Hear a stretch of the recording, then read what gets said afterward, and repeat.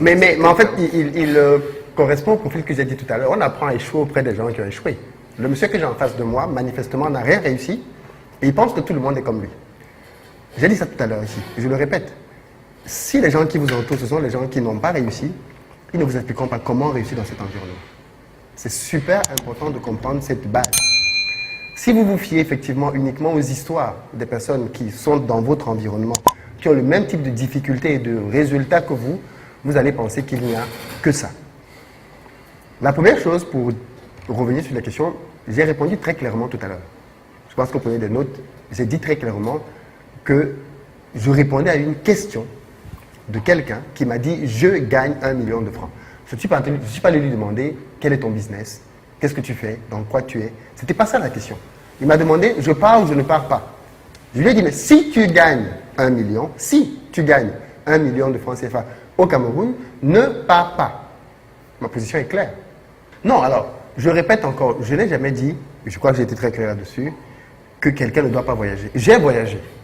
Donc je ne peux pas dire aux gens de ne pas voyager. Je sais ce que le voyage apporte. Je me réfère à vos 2 dernières vidéos sur votre page. Non, non. Mes vidéos n'ont jamais dit... Alors chaque vidéo que je fais dans un contexte, mes vidéos n'ont jamais dit que les Africains ne doivent pas voyager. Je dis bien que tous les Africains ne doivent pas voyager. Il y a des gens qui, quand on a leur profil en Afrique, c'est pas la peine de voyager pour aller immigrer. Je pense qu'on fait des amalgames qui n'ont pas lieu d'être. Ouais. Je le répète, je l'ai déjà dit tout à l'heure. Moi, je n'ai pas besoin de redire 10 fois la chose pour qu'elle soit comprise.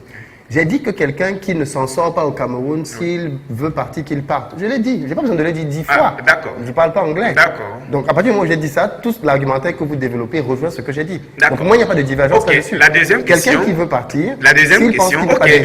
C'est bien de faire cette précision. Mais je l'ai dit, même pendant la discussion. Non, vous l'avez dit. Moi, je me suis référé sur ce que vous avez dit préalablement. Ce n'était pas contradictoire. Dans les réseaux. Non, parce que. Oui. Permettez-moi de clarifier. Il est important aussi de dire aux jeunes qui sont ici que certains d'entre eux, c'est peut-être pas les plus nombreux, ce qu'ils vont trouver au Canada ne sera pas meilleur que ce qu'ils ont déjà ici. Il y a des jeunes au Cameroun qui touchent 500 000 francs par mois, vrai ou faux, de salaire dans les entreprises. Combien de... Ça dit que... Voyez. Moi, j'ai un problème. C'est ça le problème. Au niveau de l'échantillonnage. C'est ça le problème. Parce que mais je ne peux parler... 1000 Camerounais, nous ne trouvons pas deux qui touchent 500 000. Mais ce n'est pas comme ça qu'on raisonne. Votre discours est adressé à 1% de Camerounais. Mais qu'est-ce que ça change? À 1 pour 1000 de Camerounais. Même si c'est 1 pour 1000. Ok. Pour ce 1 pour 1000 là, c'est dommage que ce 1 pour 1000 immigre aussi alors qu'il peut se faire ici. D'accord. C'est tout ce que je dis. Mon discours est circoncis. Si vous vous en sortez au Cameroun avec telle somme, je précise la somme, je dis que quand vous prenez vos calculs, on vous dit qu'au Canada on gagne 3 000 $, mais est-ce qu'on vous a dit qu'on vous prend 40% d'impôts? Est-ce qu'on vous a dit que vous payez un loyer de telle somme? Est-ce qu'on vous a dit qu'à la fin du mois, vous vous retrouvez? C'est juste l'exercice que je fais. Non, c'est faux. C'est ce que je disais tout à l'heure. Un de vos célèbres invités, vous avez dit, il est très, très drôle, il vous avait dit dans une émission qui était très célèbre, Rodrigue, pourquoi tu m'amènes les gens qui n'ont pas le niveau? J'ai l'impression que mon contradicteur... Je ne sais pas si vous voulez... N'évaluez pas le niveau. N'enfoncez pas des portes ouvertes. Quand on est d'accord sur un point, avançons. J'ai commencé... Peut-être que la proportion des gens dont j'ai parlé n'est pas la plus grande. Ne revenez pas. Vous pouvez parler pour ce Oui, bien sûr. La plupart de ce que vous faites, moi je fais aussi. Oui. Donc, je ne veux pas revenir sur un problème de niveau. Je vous ai dit d'emblée que je suis un ancien de la diaspora comme vous. Le point n'est pas que vous êtes de la diaspora ou pas. Je vous ai dit en secondo, moi j'ai des investissements qui ont aussi échoué et d'autres qui ont réussi. Ah bon? Comme vous. Donc on peut réussir au Cameroun? Oui, d'autres qui ont réussi. Ah donc on peut réussir au Cameroun alors? Allez-y posément. Alors, les investissements... Donc vous venez dire qu'on peut réussir au Cameroun? Les investissements qui ont réussi ont consommé beaucoup de centaines de millions. Oui, mais attendez, monsieur. Attendez, même sans capital, on peut réussir. Monsieur, mais attendez. Donc, ne revenez pas sur un problème de niveau. Attendez, je vais vous expliquer. Parce qu'en fait, j'ai l'impression que, comme on parle de sujets qui sont pris bout à bout, vous n'avez pas toute la méthodologie que je prône. Ma méthodologie, elle est dans les vidéos qui sont sur Internet, qui ont été vues des millions de fois. Je dis ceci. Peu importe le système économique dans lequel vous êtes, si vous voulez entreprendre, il vous faut commencer par lever un minimum de capital. Et pour lever ce minimum de capital, il faut aller le chercher là où il se trouve. Il faut travailler. Donc la première chose à faire, c'est de travailler.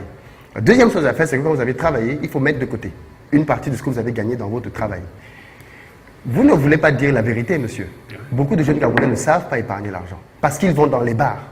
parce qu'ils vont dans les nightclubs. Mais ce n'est pas un monologue, monsieur. Vous êtes là pour poser des questions. Et il faut aborder ces sujets tels qu'ils sont. Il faut avoir la froideur de l'analyse. Beaucoup de jeunes Camerounais dépensent leur argent en futilités qu'ils auraient pu mettre de côté. C'est un fait. Et s'ils ne vont pas dans les barmen vivent de quoi?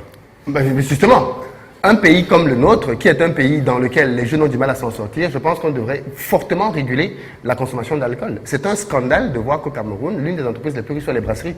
C'est un scandale absolu, parce que ça veut dire qu'on est dans un système dans lequel on entretient l'abrutissement de la jeunesse. Donc, moi, je dis que... Bon, il y a plusieurs brasseries. Mais j'ai dit les brasseries. Ce n'est pas une entreprise précise. On n'attaque pas une entreprise. C'est vous qui êtes... Il y a plusieurs brasseries au Cameroun. Bien sûr, mais je ne dis pas que les gens ne doivent pas boire.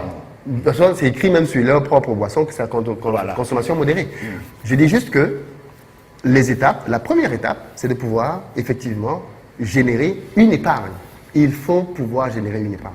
Est-ce que ça implique que tu dois vivre chez tes parents? Est-ce que ça implique que tu dois faire de la colocation, partager les charges avec quelqu'un? Il y a plusieurs solutions qui existent, mais tu dois pouvoir te générer un capital.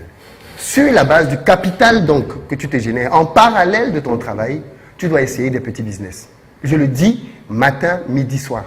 C'est une méthodologie que beaucoup de gens utilisent. Donc on ne peut pas vivre du salaire uniquement. Il faut peut-être le dire. Peu importe, il faut pouvoir faire des choses en parallèle. Mais ce que je veux dire, là où je pense que vous vous trompez grandement, et là où je pense que nul n'est censé ignorer la loi. Un entrepreneur ou quelqu'un qui se lance dans le business ne peut pas rendre les autres coupables de son ignorance.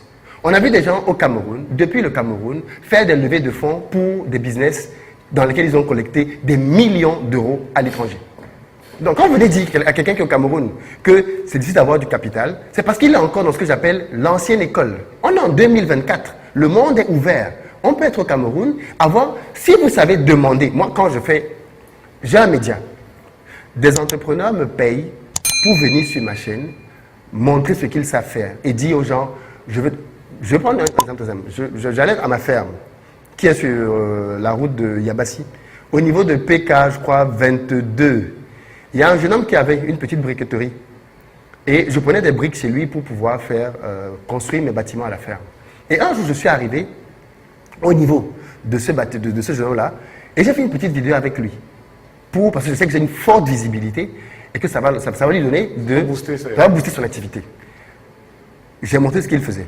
Je suis reparti en France. Je suis revenu 3 mois après. Suite à cette vidéo, il me dit qu'il a été assailli de personnes et un monsieur est venu investir plus de 30 millions de francs pour qu'il ait un outil industriel et il se partage des bénéfices. Il y a des moyens d'aller chercher du capital. Soit on veut être ouvert et on se demande comment font ceux qui les ont et on va donc trouver. Soit on se dit, de toute façon il n'y a rien à faire, on est dans un pays pauvre, il n'y a rien et on va mourir pauvre. Okay. Donc mon point dans mon truc, c'est de dire qu'il y a des solutions qui existent.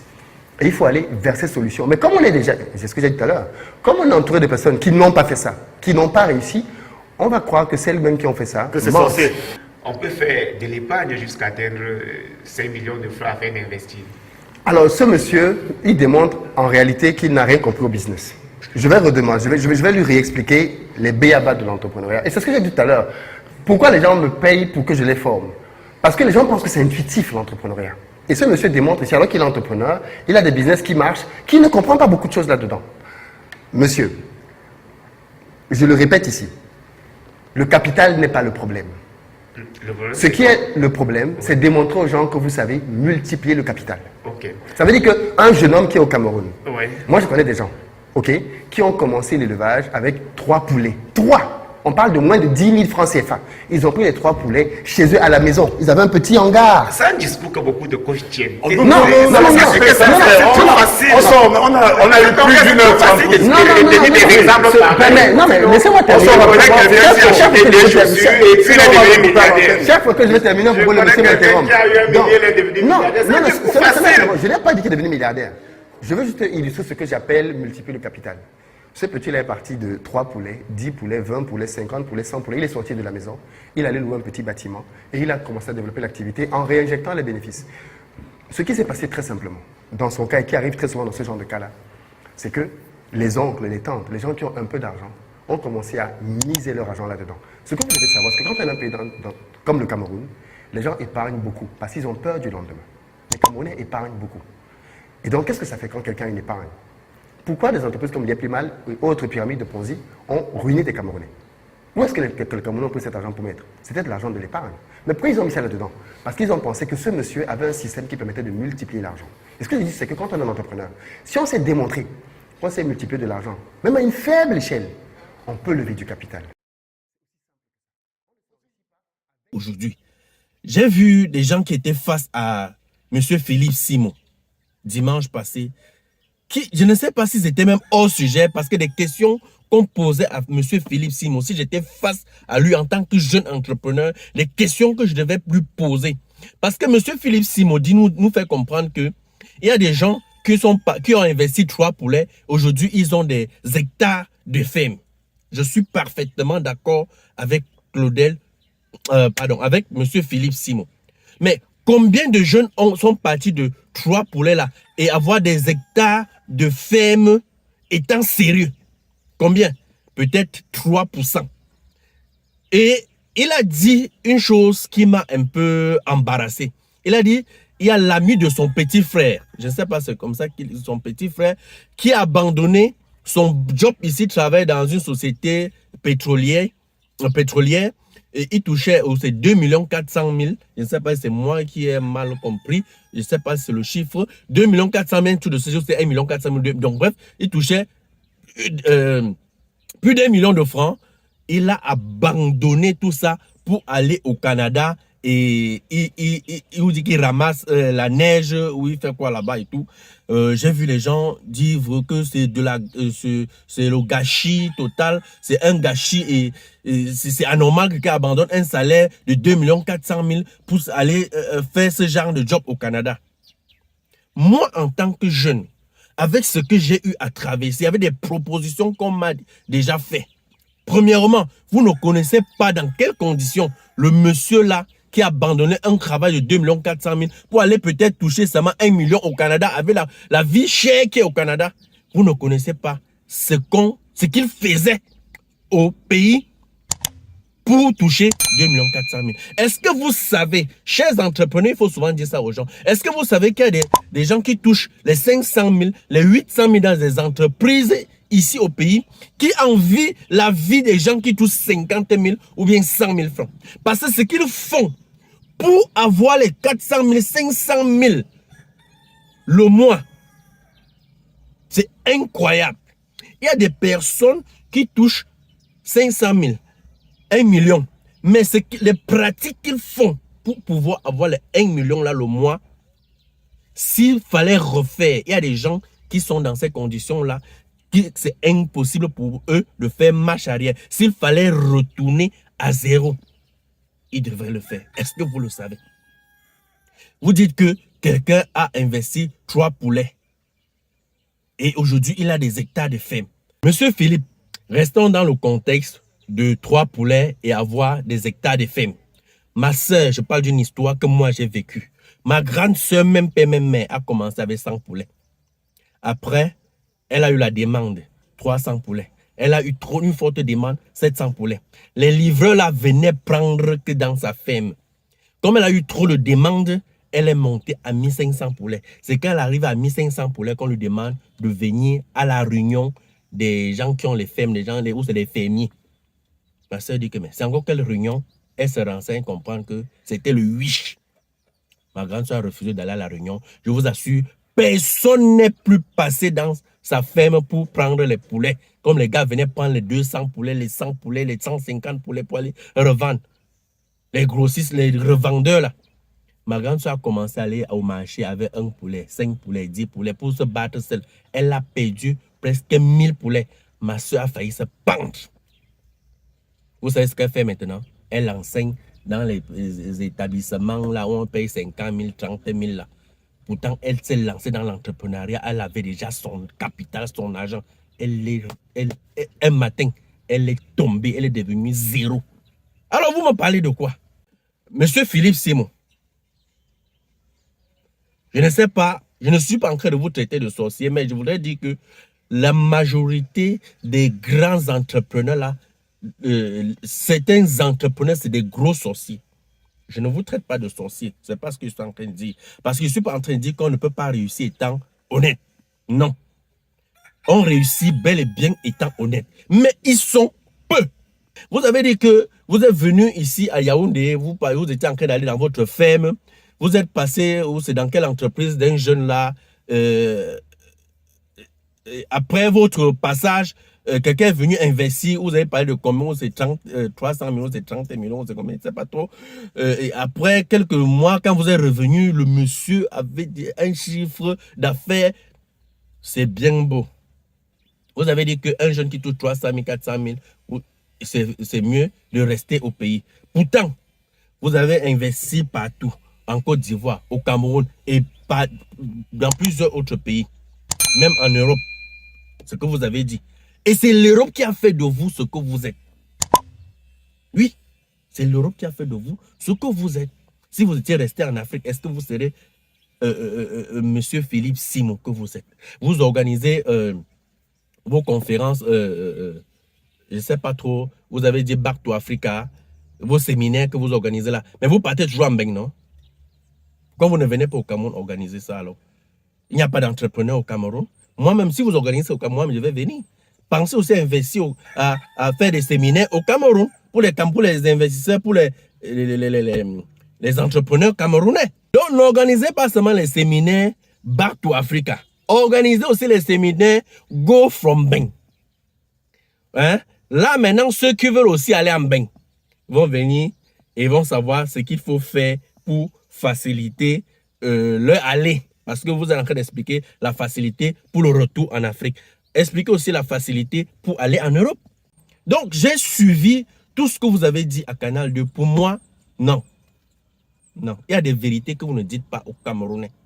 Parce que allez un peu à la morgue, voir les jeunes entrepreneurs qui sont dans des morgues, qu'on fait les lever tous les jours, les jeunes qui sont lancés dans les quincailleries, les sessions, on dit que non mon petit, tu as une petite quincaillerie, tu as de l'avenir, viens on te donne la marchandise, tu vends, tu nous rembourses l'argent après.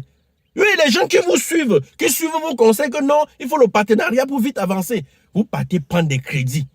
Et après quand tu reviens même pour rembourser cet argent, on te dit que non, ça c'est l'argent que nous on veut. Mon petit, non, ça va, voilà ce que tu vas faire. C'est des choses que vous ne dites pas aux jeunes Camerounais. Vous ne dites pas ça aux jeunes Camerounais pendant vos conférences. Pourquoi? Demandez aussi aux gens de se méfier du partenariat. Il ne faut pas seulement faire des partenariats. Il ne faut pas seulement embrasser n'importe qui parce qu'on veut vite avancer. Bon, bref, c'est ma philosophie à moi personnellement. Les gens me traitent même aujourd'hui de sorcier, ça me surprend parce que je vais tellement doucement. Moi, je ne collabore, je ne fais pas de partenariat. Toutes mes entreprises que vous voyez ici, seul.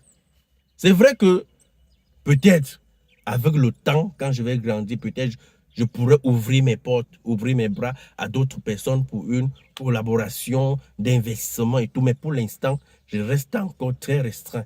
J'observe encore, j'étudie encore parce que la vie est très dangereuse. Le dehors est très mauvais. La vie est très dangereuse, je vous assure. Le dehors est très mauvais. Il y a des mauvaises personnes. Surtout quand tu as du talent. Quand tu es un petit qu'on voit, qui réfléchit.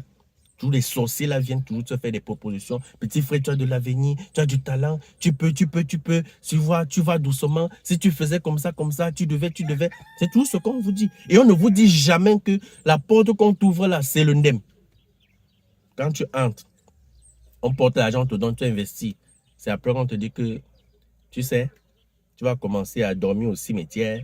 Il faut que tu aies un serpent chez toi. Il faut que tu aies, on te conditionne. Et maintenant, il y a des gens qui acceptent. Et ceux qui n'acceptent pas, qu'est-ce qui vient après? C'est la mort.